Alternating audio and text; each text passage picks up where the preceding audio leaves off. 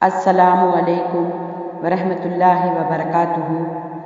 पेशकश रईसा बेगम महानगर पालिका उर्दू हाई स्कूल शाहबाजार औरंगाबाद। जमात हफ्तुम, मजमून उर्दू, नज़्म नंबर 13, मुर्ग़े असीर की नसीहत। शायर पंडित दयाशंकर नसीम।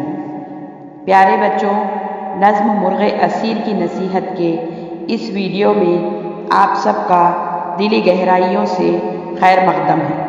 उम्मीद कि आप सब बखैरियत होंगे। बच्चों, इस वीडियो को शुरू से आखिर तक मुकम्मल देखिए। अगर आपने हमारे चैनल रईसा खान उर्दू एजुकेशन को अभी तक सब्सक्राइब नहीं किया है तो सब्सक्राइब कीजिए, वीडियो को लाइक कीजिए, शेयर कीजिए। अपनी उर्दू की किताबें निकालिए और उसमें सफ़ा नंबर 48 देखिए। नज़्म नंबर 13, मुर्ग़े असीर की नसीहत। मुर्ग़े असीर यानी मुर्ग़ यानी परिंदा और असीर कहते हैं कैदी को, यानी एक कैदी परिंदे की नसीहत। इसको लिखने वाले शायर हैं पंडित दयाशंकर नसीम। चलिए सबसे पहले देखते हैं पहली बात। एक शिकारी ने खरगोश पकड़ा। इतने में उसे झाड़ियों में दूसरा खरगोश नजर आया। उसे देखकर शिकारी का दिल ललचाया और उसने दूसरे खरगोश को भी पकड़ना चाहा। इस लालच में उसके हाथ से पहला खरगोश भी छूट गया। सच कहते हैं लालच बुरी बला है। बुजुर्गों ने कहा है जो सारे का लालच करता है वो आधे से भी हाथ धो बैठता है। इसी ख्याल को ज़ैल की नज़्म में बयान किया गया है। अब बच्चों, हम वाकिफ होते हैं जान पहचान से। जान पहचान। पंडित दयाशंकर नसीम सन 1811 ईस्वी में लखनऊ में पैदा हुए। उनके वालिद का नाम गंगा प्रसाद कौल था। नसीम ने उर्दू और फ़ारसी में इब्तदाई तालीम हासिल की और अपने ज़माने के मशहूर शायर ख्वाजा हैदर अली आतिश की शागिर्दगी इख्तियार की। नसीम ने मसनवी के अलावा गज़ल और दिगर असनाफ में भी तबा आजमाई की। गुलजार नसीम उनकी मशहूर मसनवी है जिससे ज़ैल की नज़म जो मैं आपको पढ़ा रही हूँ ली गई है। सन 1843 ईस्वी में 32 साल की उम्र में उनका इंतकाल हो गया। आइए नज़्म पढ़ते हैं मुर्ग़े असीर की नसीहत। आप तमाम बगौर नज़्म को सुनिए। एक मुर्ग़ हुआ असीरे सयाद, दाना था वो तायरे चमनज़ाद। बोला जब उसने बांधे बाजू, खुलता नहीं किस तमा पे है तू। बेचा तो टके का जानवर हूँ, गर जुबाह किया तो मुश्त पर हूँ। पाला तो मुफारिकत है अंजाम, दाना हो तो मुझसे ले मेरे दाम। बाजू में न तू मेरे गिरह बांध, समझाऊँ जो पंद उसे गिरह बांध। सुन कोई हजार कुछ सुनाए, कीजिए वही जो समझ में आए।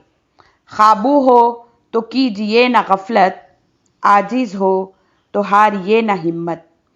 आता हो तो हाथ से न दीजिए, जाता हो तो उसका गम न कीजिए। तायर के ये सुन कलाम सयाद, बिन दामो हुआ गुलाम सयाद। बाजू के जो बंद खोल डाले, तायर ने तड़प के पर निकाले। एक शाख पे जा चहक के बोला, क्यों पर मेरा क्या समझ के खोला। हिम्मत ने मेरी मुझे उड़ाया, गफलत ने तेरी मुझे छुड़ाया। दौलत न नसीब में थी तेरे, था लाल निहा शिकम में मेरे। देकर सयाद ने दिलासा, चाहा फिर कुछ लगाए लासा।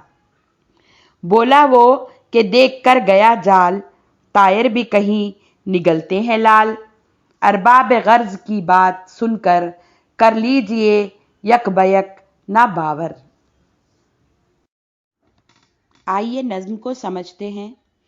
एक मुर्ग़ हुआ असीरे सयाद, दाना था वो तायरे चमनज़ाद। यानी शिकारी के दाम में, सयाद यानी शिकारी या चिड़ी मार, उसके जो है तो दाम में एक मुर्ग फंस गया। और वो मुर्ग कैसा था? वो मुर्ग यानी वो परिंदा बहुत होशियार था और चमन में रहने वाला था। चमनजाद यानी चमन में रहने वाला एक होशियार परिंदा था वो।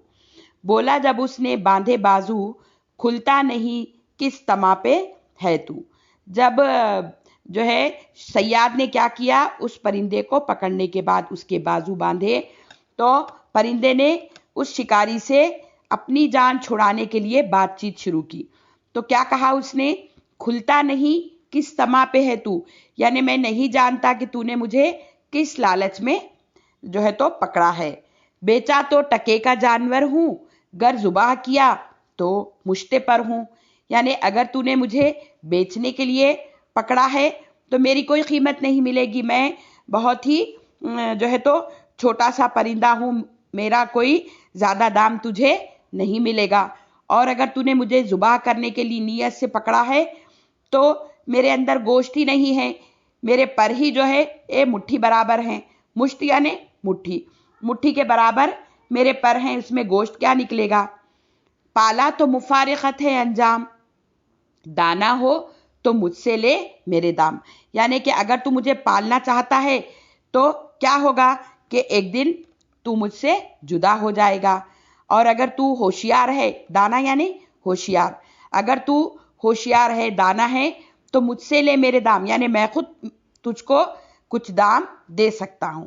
देखिए परिंदा कैसे कहता है आगे, वो क्या दाम देने वाला है। बाजू में न तू मेरे गिरह बांध, समझाऊं जो पन उसे गिरह बांध। मेरे बाजुओं को तू ना बांध, गिरह बांधना यानी गांठ बांधना, यानी कि डोरी से तू मुझे मत बांध, बल्कि मैं जो तुझे पंद समझाऊं, पंद यानी नसीहत, मैं जो तुझे नसीहतें दूं उसे गिरा बांध, ये तेरे आगे काम आएंगी। सुन कोई हजार कुछ सुनाए, कीजिए वही जो समझ में आए। देखिए परिंदा क्या नसीहत कर रहा है उस सयाद को कि कोई हजार बातें सुनाए, लेकिन हमको वही करना चाहिए जो हमारी समझ में आए। क्यों? क्योंकि हो सकता है जो हमको हजार नसीहतें कर रहा है, हजार बातें कर रहा है, उसके पीछे उसका कोई मकसद हो और हमको वो हमारे मकसद से हटा दे। खाबू हो तो कीजिए ना गफलत, आजीज हो तो हारिए ना हिम्मत।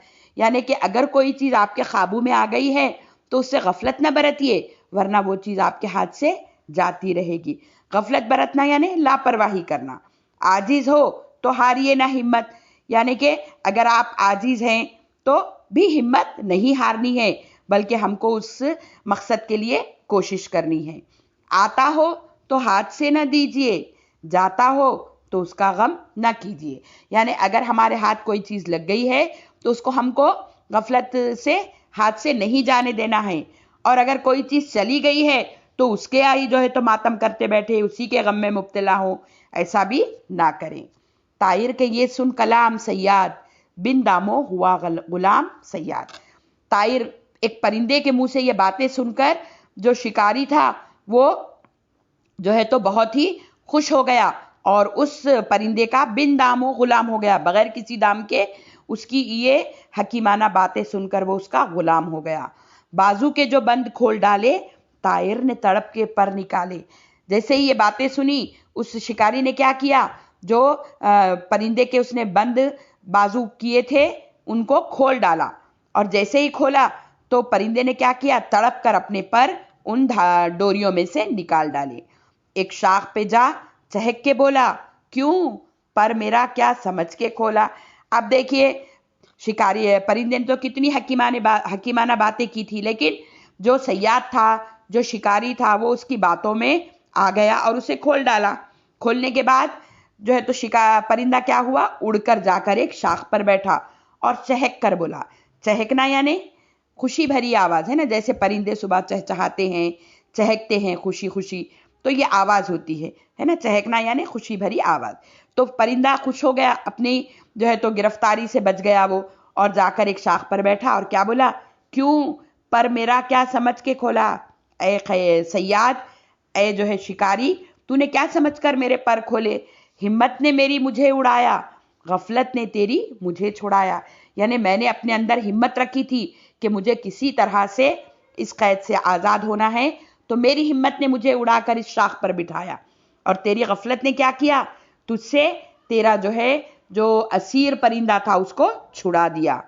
दौलत ना नसीब में थी तेरे, था लाल नेहा शिकम में मेरे। यानी कि तेरे हिस्से में दौलत नहीं थी, तेरे नसीब में दौलत नहीं थी, वरना तू मुझे इस तरह ना छोड़ देता। क्यों? क्योंकि एक लाल रंग का हीरा, लाल यानी ऐसा हीरा जो लाल रंग का, सुर्ख रंग का होता है, वो हीरा कहाँ था? निहा, निहा यानी छुपा हुआ था। कहाँ पर? मेरे पेट में। अगर तू मुझे पकड़ लेता, तू मुझे जुबा करता, तो वो हीरा तुझे मिल जाता। देकर सैयाद ने दिलासा, चाहा फिर कुछ लगाए लासा। ये बातें सुनकर सैयाद बहुत तो गमगीन हो गया, और उसने अपने आप को दिलासा दिया, है ना। और क्या दिलासा दिया? चाहा फिर कुछ लगाए लासा। सोचा कि फिर से परिंदे को पकड़ने के लिए मैं कुछ लालच दूं।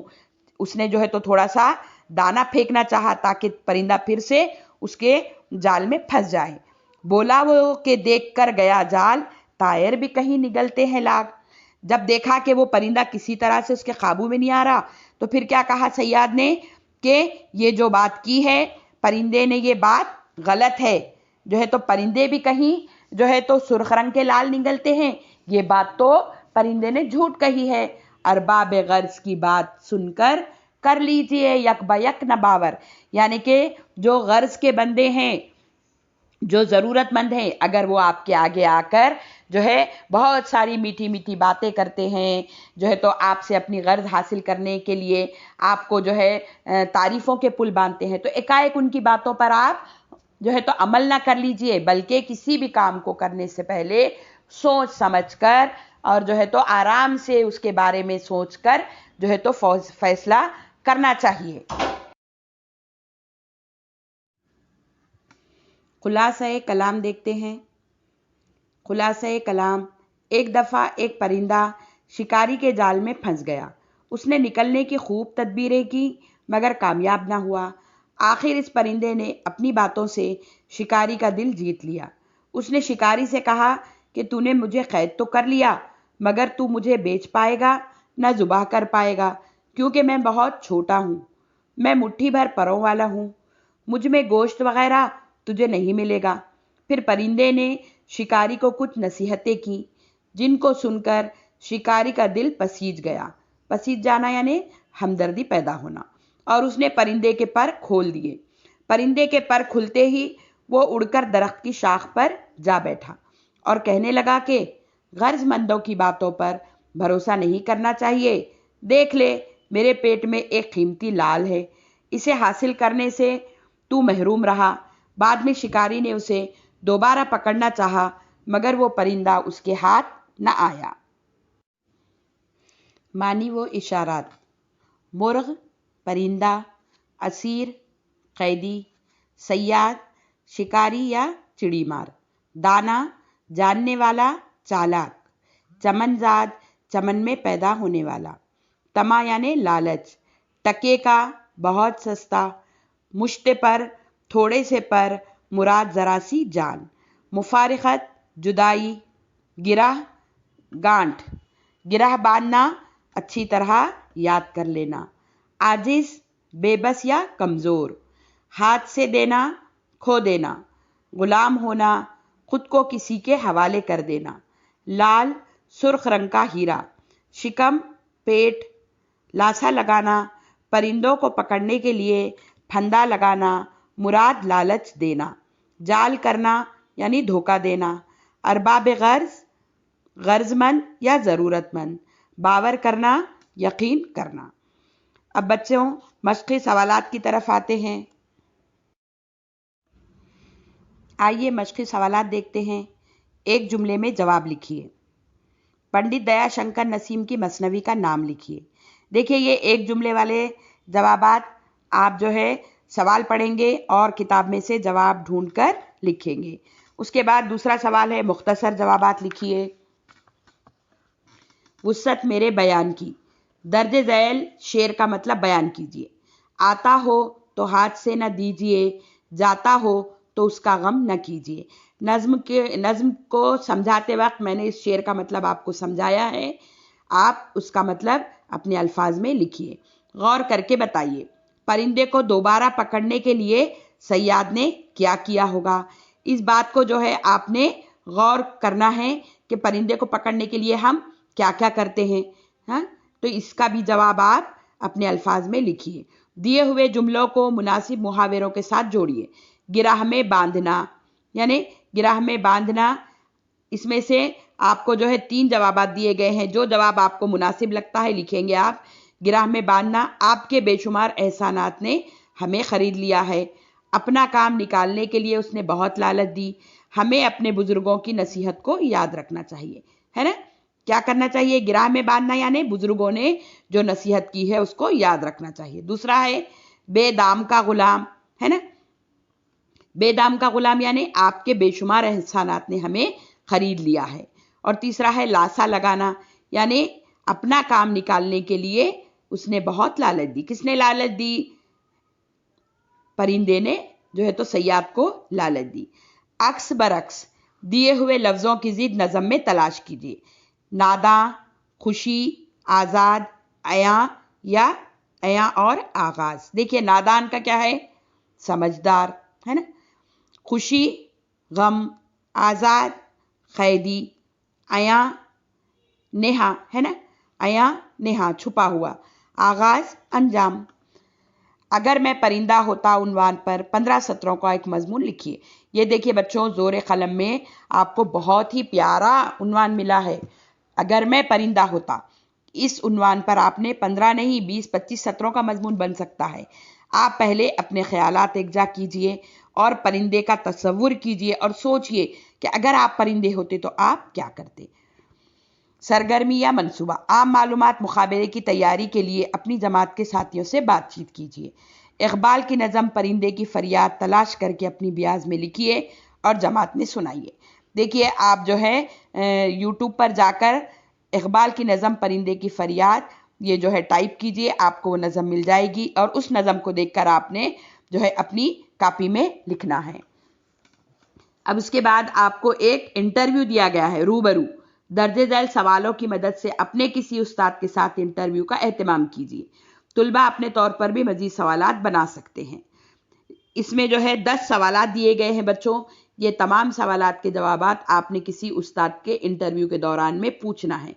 आपके पास जो है असातिज़ा के नंबर हैं। आप किसी भी टीचर से उनकी इजाज़त के साथ आप उनका इंटरव्यू इस सवालात के ज़रिए कर सकते हैं और वो जो जवाब देंगे आप उसको लिखेंगे और इस तरह से आपको इंटरव्यू किस तरह लिया जाता है ये बात मालूम हो जाएगी और इसकी आपको प्रैक्टिस हो जाएगी।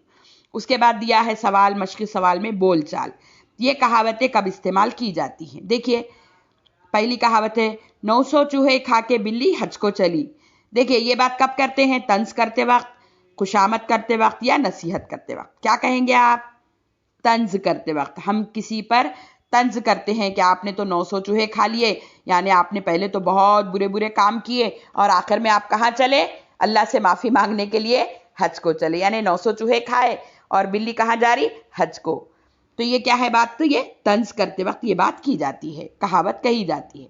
दूसरी है कहावत घर की मुर्गी दाल बराबर। देखिए आप अंदाज़ा कीजिए ये कब कहेंगे? हम नसीहत के लिए कहेंगे, तारीफ के लिए कहेंगे या फिर बेकदरी का इजहार करने के लिए, है ना। जब किसी के घर में कोई कदर नहीं करता तो हम क्या कहते हैं? घर की मुर्गी दाल बराबर। यानी हमने घर में मुर्गी भी पकाई तो आपको दाल के बराबर लगी, यानी आप हमारी बेकदरी कर रहे हैं। तीसरी है कहावत अपनी गली में कुत्ता भी शेर होता है। अब इसके लिए भी 3 पॉइंट है। जब कोई अपनी हैसियत से बढ़कर काम करे, जब कोई हर काम को नामुमकिन करार दे, या फिर जब कोई कमज़ोर अपने घर में खुद को ताकतवर समझे। यानी अपनी गली में कुत्ता भी शेर होता है, यानी अपनी गली में हो तो कुत्ता भी देखते हैं आप। किसी के घर के सामने अगर कुत्ता खड़ा है और कोई नया अजनबी जा रहा है तो वो कुत्ता इस तरह भौंकता है मानो जैसे अब वो शेर ही बन गया हो। तो ये कब दी जाती है ये मिसाल? जब कोई कमज़ोर अपने घर में खुद को ताकतवर समझे। चलिए बच्चों, अब ये मश्क़ी सवालात के जवाबात हो गए। आपने अपनी कापियों में खुशखत इन जवाबात को लिखना है और जो है तो अपनी कापियों के उस पेज को व्हाट्सएप के ज़रिए मुझे चेक करवाना है। अब ये आपका सबक ख़त्म हो गया है। ये नज़म आपकी ख़त्म हो गई है। अब आपने इस नज़म को ज़बानी याद करना है और उसका ऑडियो बनाकर मेरे नंबर पर डालना है। अल्लाह हाफिज़।